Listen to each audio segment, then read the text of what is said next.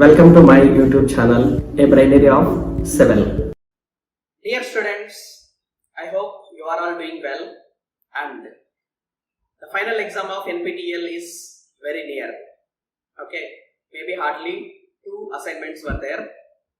After these assignments, there is a final exam. So, you can go to the final exam by practicing each and every question in all the assignments. Okay, I am providing the link of each assignment in the description below. You can watch, and if you have any doubt, just mail me. I'll respond. And in this assignment, I am going to solve the 11th assignment of Strength of Materials. Okay, so the first one is Rankine-Gordon formula for buckling of column is valid for. So whether Rankine-Gordon formula is valid for short column or long column or both. So what Rankine-Gordon says is it is valid for extreme values of 1 by k. So that is when k value is very less, 1 by k will become very high. When k value is more, 1 by k will become very less. So that is this formula is valid for both long and short columns. Option C for question number 1. Coming to question number 2, slenderness ratio of a column is defined as ratio of its length to its. So, slenderness ratio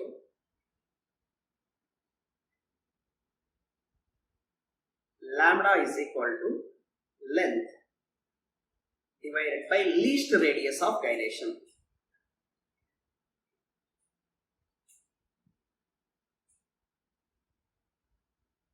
So, option B for question number 2. Coming to question number 3, a 2 meter long column with square cross section pinned at both ends. So this is 2 meter.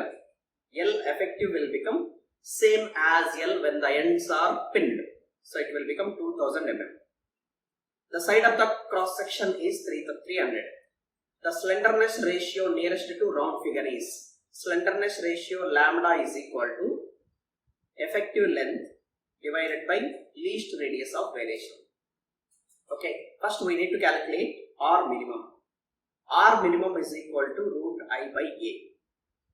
I is equal to A power 4 divided by 12 and A is equal to A square under root. So this value you will get, it is A square divided by, it is A divided by root 12. So what is A? 300 divided by root 12, you will get, it is 86.60. So 86.60 is least radius of gyration. So effective length will be lambda is equal to, effective length is 2000 and least radius of gyration is 86.60. So you will get, it is 23.09. So option B for question number 3. Coming to question number 4. If failure stress of the material of a mild steel is 330 MPa, Euler's formula for buckling load is applicable for slenderness ratio equal to or greater than. So he has given E value and sigma Y value, that is plastic limit. It is not a plastic limit, it is a yield point, sigma Y. Okay, so the value of slenderness ratio up to which Euler's formula applicable is lambda is equal to pi square E divided by sigma Y.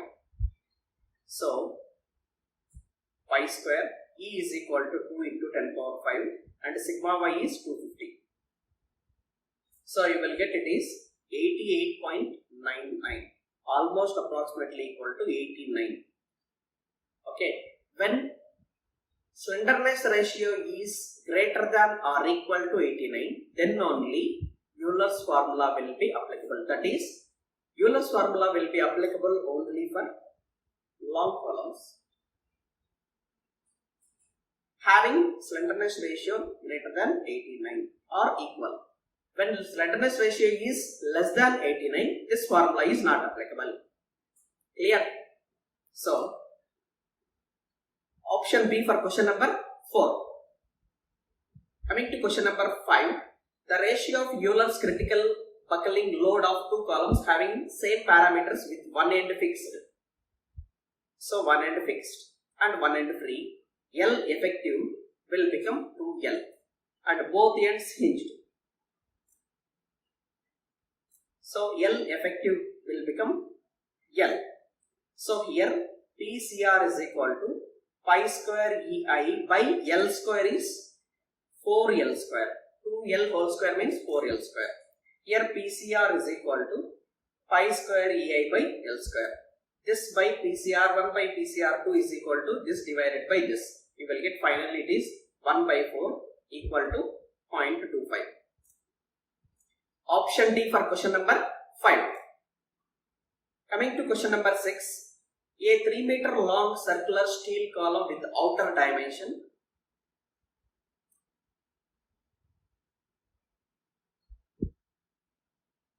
So, this outer dimension is 40 mm, inner dimension is 30 mm. Hinged at both ends. Hinged at both ends means L effective will become 3000 mm. That is only L. That is in terms of mm I am writing. Yield stress of column is sigma y is equal to 300 MPa. And sigma PL he has given it is 200 MPa. Compute critical load using Rankine formula. Okay, so it is not asking by Euler's formula, it is asking by Rankine formula. We have a formula 1P Rankine is equal to 1P critical stress plus 1P Euler stress. First we will calculate 1P Euler is equal to pi square EI divided by L square. Clear? So, P Euler is equal to pi square E is equal to 2 into 10 power 5 and I is equal to pi by 64 d power 4 minus small d power 4 divided by L square is 3000 square. So, this value you will get it is 18.84 kilonewton. This is Euler's critical load and PC is equal to, he has given the stress is 200 and area will become pi by 4 40 square minus 30 square. Okay. So, this value you will get it is 109.955. So, 1 by P Rankine is equal to 1 by PC plus 1 by P Euler. So, that is 1 by 109 plus 1 by 18.84. Approximately P Rankine value you will get it is 16.9 kilometer. Clear? So, option B for question number 6. Coming to question number 7.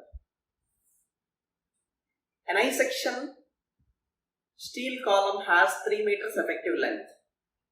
I-section, given data I am writing, L effective is equal to 3000 mm and factor of safety is equal to 3 and E value it is 2 into 10 power 5, sigma y is 320 MPa and Ixx is equal to 1.2545 into 10 power 8 mm power 4 and Iyy is equal to 2.1936 into 10 power 7 mm power 4 and area is equal to 7485 mm square. So, all the data that he has given is this much. Okay. So, now what he is asking is Rankine formula. Okay. So, safe load carrying capacity by using Rankine formula. Okay. So, first of all, critical stress is equal to sigma y into A. So, sigma y is 320 and A will become 7485. So, it will be 2395 kilonewton. And P Euler is equal to pi square EI divided by L square. So, pi square E is 2 into 10 power 5. I is I minimum we need to consider 2. So, that is Iyy. Ixx. So, it will be 2.1936 into 10 power 7. I need to calculate more value. So L square is 3000 square. It will be 4811.103 kilonewton. Actually, this here I have done a mistake. Here you need to consider I minimum value. I minimum is not 2.1365. You need to consider IXX value. Okay. So here I am giving you some wrong calculation. You can take IXX value here. I forgot to take it. Is calculate P Euler's load, and from that 1 by P Rankine load is equal to 1 by PC plus 1 by P Euler load. Use this equation, you will get an approximate answer. Clear? Okay. Don't forget to take this minimum value, because Euler's critical load always considering minimum value of moment of inertia. Clear? Okay, sorry for this. And coming to next question, question number 8. A cantilever load, wood is 3 meters long, so that is cross section having size 200 by 150, able to carry this load. Factor of safety he has given, and as per Euler's critical buckling load is, so Euler's critical buckling load is pi square EI divided by L square. So pi square E is equal to 12500 and I is equal to BD cube by 12. So divided by L square is 6000 square. So that is equal to 192,765.711. So now to calculate safe load, apply factor of safety to this load. So this entire load divided by 2.5, you will get it is 77.106. Approximately 77.106 kilonewton load can be applied safely, but he has given 80 kilonewton load is applied. So if we apply 80 kilonewton load, then the given column is not able to carry all the load. Okay, so that is inadequate to carry the load. So option A for question number 8. Coming to question number 9. So very simple question. This is a horizontal beam subject to a point load P at end, and there is a hinged support at C. So now, based upon Euler's critical load of the determine allowable load, how much load that we can apply at the free end. First of all, we will calculate critical load. Euler's critical load is equal to pi square EI divided by L square. So that is pi square E is equal to 1 into 10 power 5. I is equal to, as it is a square section, a power 4 divided by 12 divided by 1800 whole square. So it will become 328.986 kilonewton. And safe load will be, after applying factor of safety, 328.986 divided by 2.5. So it will become 131.5 kilonewton. Clear? So now I am taking moment about, summation of moment about point A. So sigma MA is equal to 0, PCR into 2, that is here critical load PCR, and this is anti-clockwise, PCR into 2, this is clockwise, P into 4 is equal to P into 4 we will get. Now load applied that we can get is PCR divided by 2. So that is 131.59 divided by 2, it will be 65.79 kilonewton. Okay, for this question, option A, question number 9. Coming to question number 10.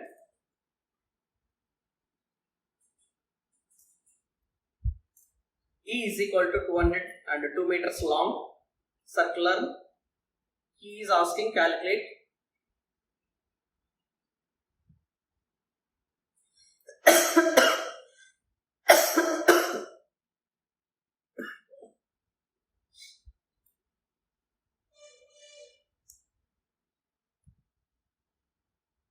so he has given modulus of elasticity of steel and outer diameter.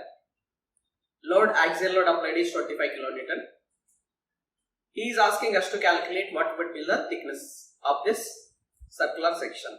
So I am converting this circular section into this. I am just cutting at one location and making it into a rectangular plate. So this will become pi d into t. So calculate moment of inertia about z axis, that is a r square. A is pi dt, that is area of this plate, and r square is d by 2 whole square. So it will become pi d cube t divided by 2. So this ixx will be half of this, that is pi d cube into t divided by 4. So critical load is equal to pi square ei divided by L square. So here PCR is equal to, he applied 25 factored load. To that we need to apply factor of safety. It is 25 divided by 3 into pi square. E is 2 into 10 power 5, and I will become pi into d is, he has given 50 cube into t divided by 4 divided by 4 divided by L square is 2000 square. If you will solve this equation, you will get an answer t is equal to 6.94. Okay, so actually check this equation, solve, whichever answer you will get it is, I got it is 6.94, I hope it is correct. Okay, option D for question number 10. Coming to last question of the assignment, two pinned ends of a column are of same material and same length are free to buckle in any direction, both having same cross-sectional area. When they are having same cross-sectional area, this area is d square, and this area I am taking, this is capital D, it is pi d square by 4. So when both areas are equal, d square is equal to pi by 4 d square. So d will become 2d divided by root pi. Okay, so this capital D is equal to 2 into small d divided by root pi. Clear? So now load carrying capacity of square divided by load carrying capacity of circle. So it is in pi square ei divided by L square. So that P is directly proportional to I. That is moment of inertia of square divided by moment of inertia of circle. So moment of inertia of square is d power 4 divided by 12 and pi d power 4 divided by 64. In place of d power 4 I am writing d power 4 divided by 12. It is pi by 64, d power 4 is 2d divided by pi whole power 4. If you will solve this equation, 3 pi by 4 is the correct answer. Option D for question number 11. Okay, final exam is coming in very near. Okay, you need to practice many questions. Most of the questions were repeated as they were given in the assignments. So I am informing you, practice each and every question in the assignment, so that it will be easy to face all the final NPTEL exam questions. Thank you.